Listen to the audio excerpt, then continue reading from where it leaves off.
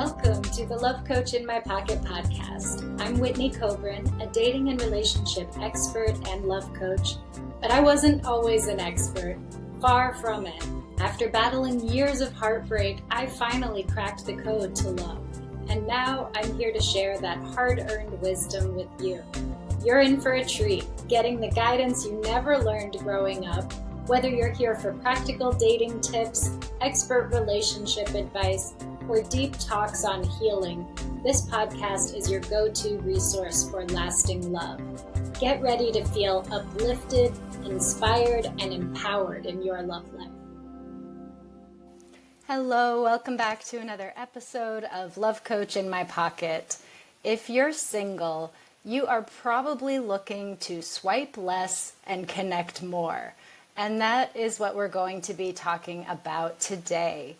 I have a lovely guest with me named Lark Ericson, who is also a love coach of sorts, where I work mostly with women and working with feminine embodiment and teaching about masculine and feminine polarity and all of these things.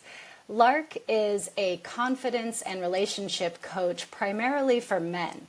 So we have teamed up to help try to solve one of the biggest problems that singles are facing today. And that is how to break out of the cycle of online dating, endless swiping, endless texting and chatting that tends to lead nowhere, and actually get people out in person to meet up at some really fun and interesting events. So I'm so excited to bring on our guest. Hi, Lark. Hi, Whitney. Thank you so much for having me on your show. My pleasure. All right. So tell us a little bit about yourself and how you got into doing this work. Okay. So like you said, I mostly work with men. I've just always been a tomboy and I've always kind of been more drawn to men. And so when I started coaching, I thought I would work with anybody, but I just drew in men. And it was such a wonderful experience for me because, as a woman, we have perceptions about what men are like. We have these ideas about how men behave in dating scenarios.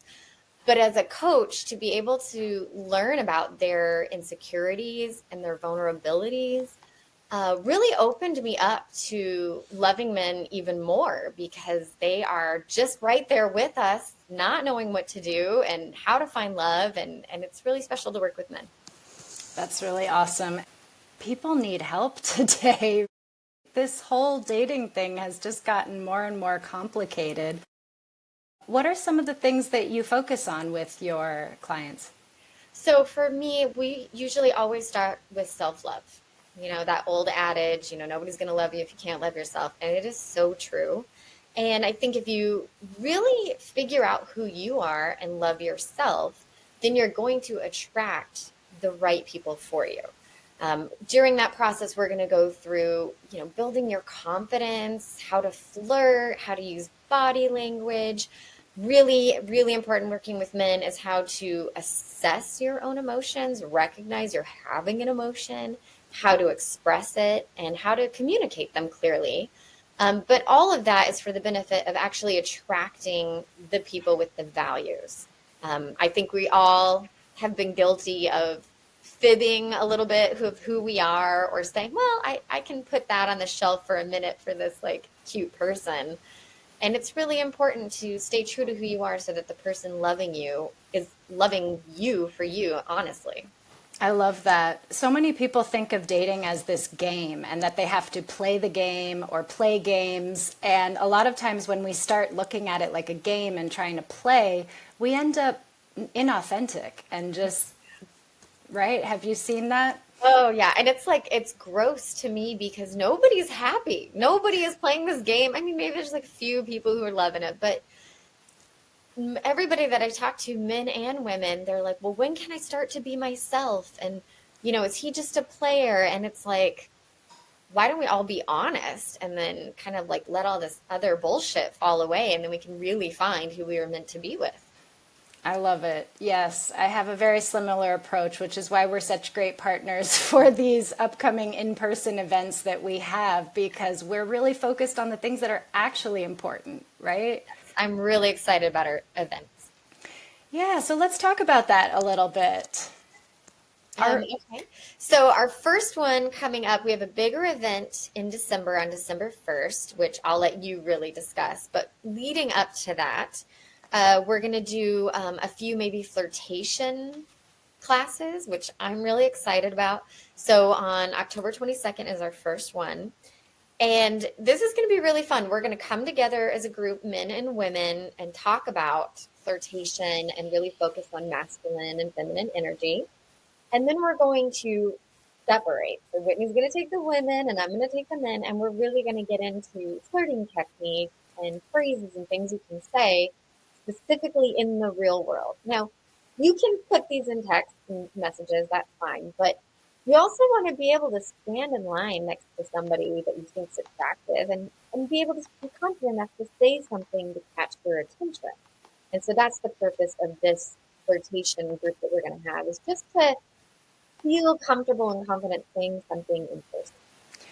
Yes, and this came because we've both had experiences with clients that just feel like they've forgotten how to flirt or don't know how to flirt and just feel awkward, or they just their timing's not right and they're worried about rejection. There's just so many things, like people are worried about offending someone in this cancel culture. Like That has been a big issue with the guys that I work with, is that, I mean, 20 years ago, you could just say whatever and it either landed or it didn't. And I think now people are a lot more prone to be offended. They're looking to be offended. And I think that has left men absolutely terrified, because they don't know if they can say something. Is this flirty or is this creepy? Right? I mean, think about the like rom-coms where like one move a guy does, it's like it's this big romantic gesture that we're all like swooning over. But if in real life a guy did that, we would call him a stalker. And so I think men are very confused about what's appropriate now. yeah, what's one of the tips that you give them on how to approach that? Honestly, I feel like there's two parts. One is you've got to know your audience, and that's going to be true in the flirting. Is the, object of your desire, is she humorous or is she more reserved? Like, start to pay attention and listen, so then you can know how to approach her, right? So if somebody seems very uptight and reserved, then you want to go in with a more calm or sensitive, more of that feminine approach, compliment on her grace, and go through that nature. If you see somebody probably more like me, who's a little more jovial and open to just like being silly, you could maybe be a little more bombastic with your, expressions of love, or, do a little bit bigger things, because I'm a bigger energy and so I can handle it. So pay attention to the, the person that you're interested in, and not just like throw out what you think is right, like what's right for that person.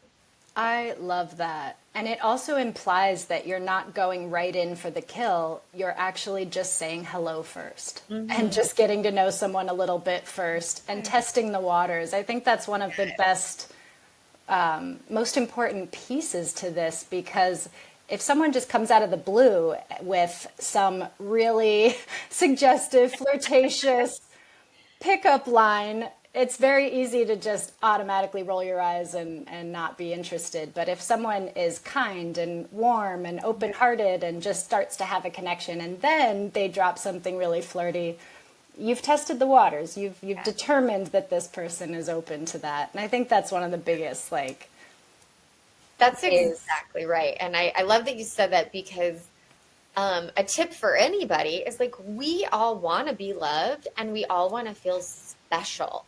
And if you take the time to just get to know that person a little bit, you can tailor your flirting approach and your, romantic approach to that person, which makes that person feel seen. Ooh, that is catnip for women, for the men who are listening. Like, let that woman be seen.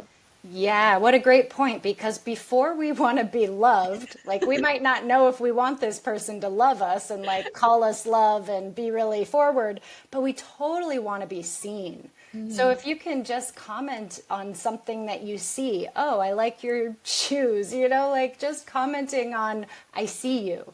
Yes, I love that. And I want to say that goes both ways. I don't feel like men have as much expression to, show who they are with clothes and jewelry and accessories and makeup like we do. And so, if you compliment a man, oh, all right, she sees me in my shirt looking good. Like they need that too. Yeah. Yeah. And also they want to be complimented sometimes on things that women don't necessarily want to be complimented on as much. Like maybe you don't tell the guy like, "Oh, you look so cute today." He's like, "Okay, whatever." But Yeah. you say like, "You did such a great job planning this date. Like I really appreciate you. Thank you so much." Yes. Oh, that's a big one. Yeah. So, all right. We're going to talk about this event. And I think what makes it unique, and there are a few things that make it unique, but number one is that it's run by two coaches. So we're not here to just throw random people together and hope for the best. We actually want to help and guide and filter who gets into this group because we need these in-person events. But I know I've done a speed dating event that was just so random, and I was forced to sit and talk to people that I wouldn't normally want to talk to, and I can make the best of it. But a lot of people are kind of like tired of the old traditional ways of doing this. And so I love that this event is open. It's for mingling. We have conversation starters for people. Yeah. And we'll be doing several events leading up to the event to help prepare people to flirt, to interact, how to handle someone if you don't want their attention, right? Disengaging can often be just as important as how to engage with someone. And very scary for women to disengage. Yeah, you get stuck with Drink Man all night. Right? Yeah. Do you remember there was a comedy, a stand-up routine? Anyway, I can't remember who it was, but it's so funny. She just talks about the guy that buys you a drink once and then all night long he's following you around going, Drink Man, remember me? I bought you a drink. You owe me your life. Yeah, like, no, thanks, but yeah. We want connections that go deeper than that. We want to know that people are going to be talking about what they want out of life and what they're passionate about, and really looking at these compatibility factors. So that's one thing that sets this event apart, is that there is lots of guidance and support and coaching along the way leading up to it and after. Another thing that sets it apart is this is going to be a Matchbox event. What that means is when everyone arrives at the event, they'll scan a QR code that takes them to a survey, and they fill out these curated questions that have been created by a company called Marriage Pact. And all of these questions are clinically proven to actually relate and correlate to long-term success in relationships. So Your core values about who you are as a person and what you're looking for. So it's not just like, what you like on a superficial level. Like these actually make curated connections with people. yeah. So everyone's going to come to the event, start meeting and mingling, and you don't know who your match is yet. So first you just get to get a lay of the land and meet who's there. We'll have a specific age range listed. For the first event, it's going to be in your 30s and 40s. So 30 to 49, men and women. And so once you fill out this survey at the event, then about, 3/4 of the way through, before the end of the night, you'll find out who your match is. So during our 2-hour event, we'll have activities where you can mingle around and meet other people just naturally and see who you have chemistry with and use our flirtation techniques. But at the end of this, you will be leaving with a specific match for you that is based on your values and what you're looking for. And to me, that's huge because you're not just winging it and going, oh, I kind of like that person. You're going to know who is the right match for you. But one part that we can't control for is attraction. So you might be matched with somebody that you're not actually attracted to. That can happen in real life. So, Whitney, what do you suggest we do in this?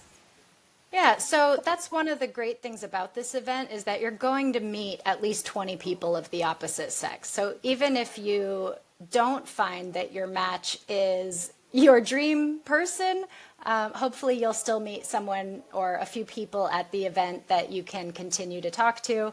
It's also a good opportunity for men to meet other wingmen, for women to meet other girls to go out with. You know, I know a lot of the women that are single and in their 30s and 40s, a lot of their friends are married and taken, and they don't have a lot of single friends to go out with. So I'm really happy that we are providing a place where people can go all alone and still feel like they're going to be able to connect with new people, make friends, and be social, even if they come alone. And of course, if you want to bring a friend, that is awesome and welcome, and especially if you want to bring a friend of the opposite sex, because we are trying to have both genders. Well, we are not trying, but we will have an equal number. For this first event, it's going to be 20 and 20, and then after that, we might be doing some larger events as well. And I think there's also a function that should equal numbers not show up for whatever reason people cancel, there is a function for that test to match you with who your closest friend would be. So you actually do get matched even with a good friend there, which who doesn't want more friends? So I think it's just a wonderful app that we're bringing into our coaching community, and I'm excited to get these events started. Yes. So our first event is December 1st in New York City. So we'll provide the link to sign up for that. There is a bit of a questionnaire because we want to filter and make sure that we're bringing in the right people, that we have a group that will be potentially compatible within the group. And we'll also be putting links to some of our virtual events and meetup groups where you can learn more and get some of that coaching leading up to the event so that you feel confident and self-assured and ready to go out and mingle and potentially meet the love of your life who could change your life forever. I love that. Yeah, that's the thing that we've been really excited about this event, that we aren't just putting on an event, but we're putting on multiple classes leading up to it so that you can build your confidence and your skills. Because, after the pandemic, people aren't as comfortable approaching new people and being out in public. And so we're offering you for free all of this coaching. So take advantage of it. Yes. And if you're watching this after December 1st or you're not in New York City, still stay tuned, check out the link, see if there's been updates, because I would love to do this in multiple cities. I would love to bring this out to more people because I know that people are really getting tired of the online dating experience and the online dating apps. I do have another suggestion, and I will put this link in the chat or in the description as well, but there's a site called Gather Social Dating. And it's relatively new, but they're going to be putting events together. And it's a dating app where you don't actually swipe and communicate in the app. You just go in person to the events.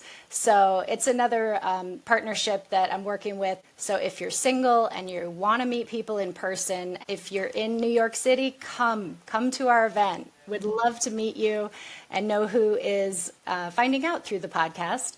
And if you're not in New York and you want to meet people in person that you could potentially date, then try Gather Social Dating and use the link in the description. And our event, again, just to be clear, our event is going to be Sunday, December 1st in Manhattan. A cute place, cozy. Yes, and you do need to get tickets in advance, so we will provide the link for you to be able to do that as well. Lark and I had been talking previously about some of the success stories about clients. So Lark, I would love for you to share one of those stories so the group can kind of see why people come to you, what kind of person, and what they can expect from working with you. Excellent. I was thinking I'd share the story of one of my clients, Steve. He is very much a stereotypical client of mine. He is a software engineer, works from home, and so he is not able to be out and about in the world very often. He's much, isolated.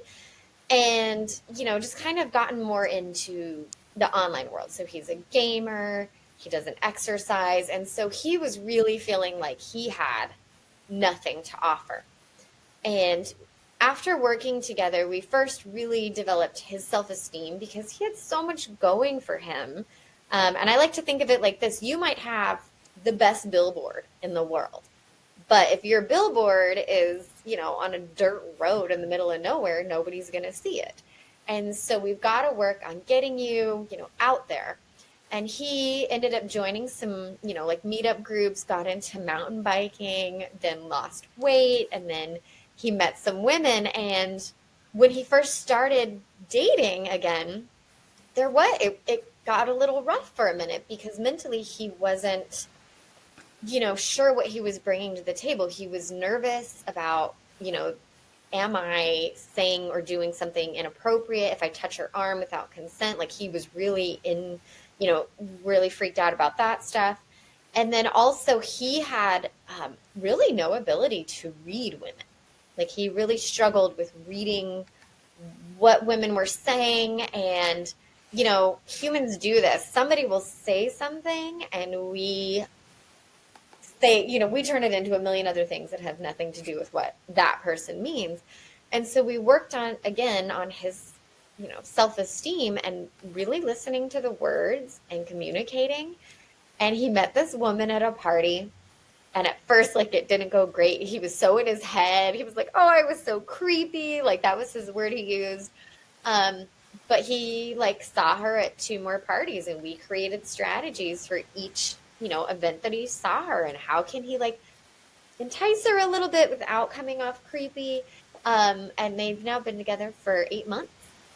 And I'm so excited for him because he's a wonderful guy. He deserves love, but he just didn't even know how to begin. That's so beautiful. We want good quality human beings, right? Like that's all we want is just good, solid human beings.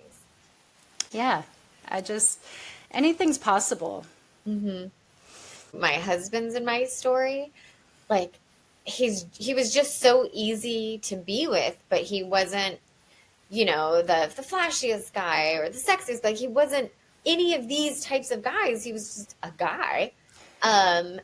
And he is like the best guy. Like I am so in love with him. He's the most wonderful human being.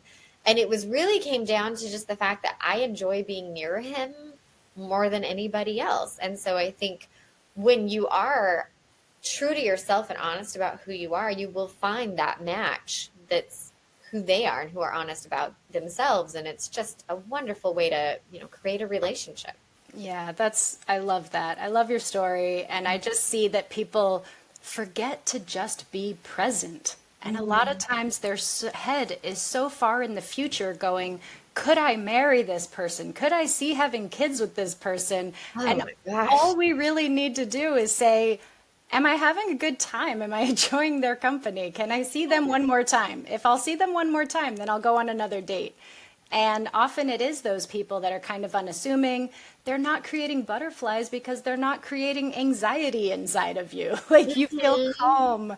And that's what we really want in a partnership long term, right? Someone that makes us feel calm and protected and safe, and someone we can open up to and communicate with. And often what we think is attraction is just totally not real attraction, right? No, just unhealthy anxiety. You brought up a really good point just now. I think, when you said, oh, we're already thinking like, is this somebody I could marry? I think women do that a lot more where we're like, I know I did when I was single. I would go way down the road, even on the 3rd date. And men are far more present. And I think for the women listening, really take this in that men are far more just, I'm here on this date. Let me do a good job on this date. And men truly want to please women. So if you can be honest about what you want, they'll do it. It's pretty remarkable. Like, just be honest. I think women get into the trap of assuming men can read their mind. Yeah, it's like he should just know. Yes. And let me tell you, because I've been married for 13 years, They don't know. They don't know. They will never know. It's fascinating. It's fascinating how you can be with somebody. And it's like women, we have, it's like spaghetti in our brains. We can understand so much at one time. I have so many things going on. And so, of course, I fully understand what Whitney's experiencing and how she's, perceiving the world. But men don't have that, right? They're very linear. What do I need right in front of me? And so we can't assume that men know. And so, for the women, just there's nothing wrong with the guy. He's wonderful. There's nothing wrong with him because he can't read your mind. If you just tell him what you want, he will give you what you want. It's amazing. It's so simple. So simple. We make it so hard, but it's so simple. Yes, awesome. Well, thank you so much for being here, for being a guest. I'm super excited for our upcoming Matchbox party. Tell everybody where they can find you. All right, so you can locate me at larkericssoncoaching.com. I have all my stuff up there, and you can schedule sessions with me, and I just look forward to hearing from you and helping you on your journey towards love. Awesome. All right, we'll see you all next time. Thanks for tuning in to another episode of Love Coach in My Pocket, where we talk about love, dating, relationships, healing, and all sorts of topics related to these. Don't forget also to download the Love Coach in My Pocket app from the App Store for tons of free resources to support you on your journey.